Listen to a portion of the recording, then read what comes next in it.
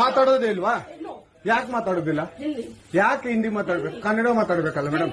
Kannada madam. Madam ಇದು ಕರ್ನಾಟಕ, ಇದು Karnataka madam. Chairman ಮಾತಾಡಂಗಿಲ್ಲ, ಇದು ಆರ್ಬಿಐ ರೂಲ್ ಇದೆ.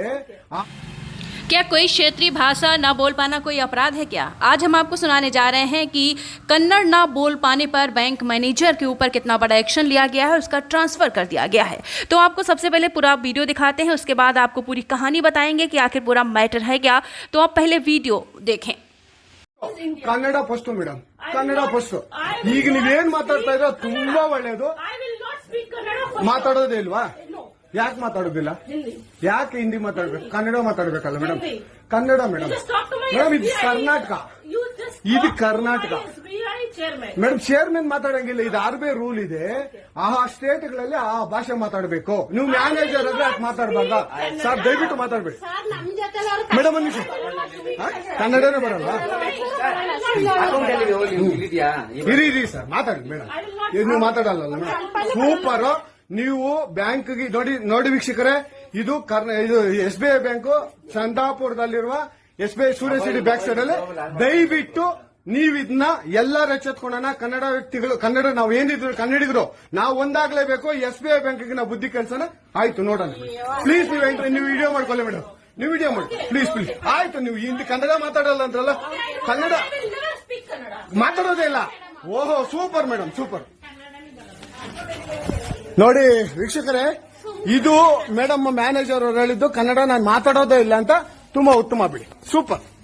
ಕನ್ನಡ मैं हिंदी में ही बोलूंगी। कन्नड़ विवाद में फंसी ब्रांच मैनेजर का हुआ तबादला।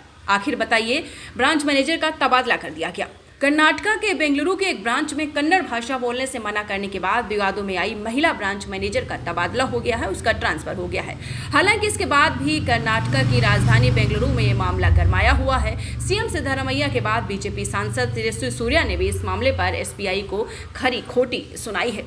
तो आखिर क्या कोई क्षेत्रीय भाषा न बोल पाना कोई अपराध है? ऐसा तो नहीं होना चाहिए, क्योंकि हमारे यहाँ अलग अलग राज्यों से आए हुए लोग रहते हैं और उनके साथ ऐसा भेदभाव करना बहुत ही गलत है और बहुत ही शर्मनाक है।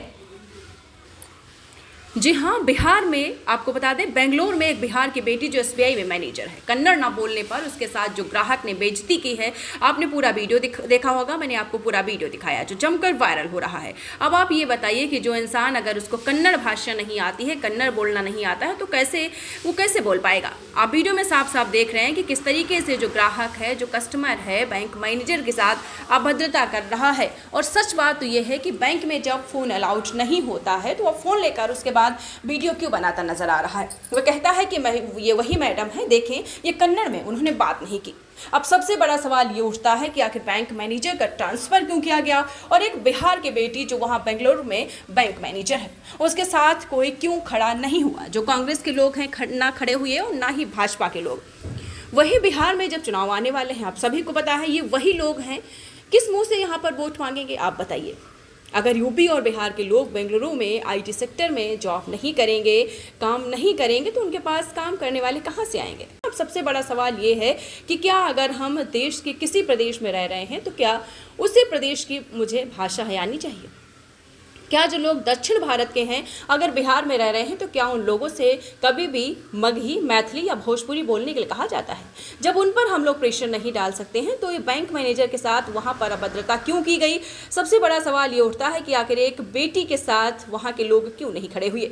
जिस ग्राहक ने मैडम के साथ अभद्रता की, क्या उसको जेल नहीं होनी चाहिए? और उल्टा वही SBI में बैंक मैनेजर का ट्रांसफर कर दिया गया और वहाँ के जो मुख्यमंत्री हैं उन्होंने SBI को थैंक यू बोला। तो आखिर क्यों एक बेटी के साथ ऐसा हुआ है?